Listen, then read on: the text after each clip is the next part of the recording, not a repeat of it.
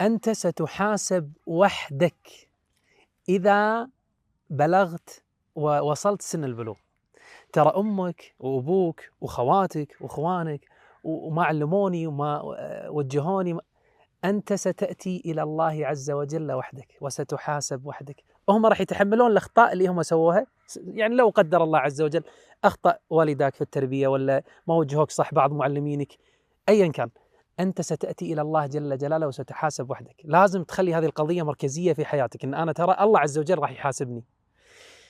الله عز وجل يبين هذا المعنى في القرآن: إن كل من في السماوات والأرض إلا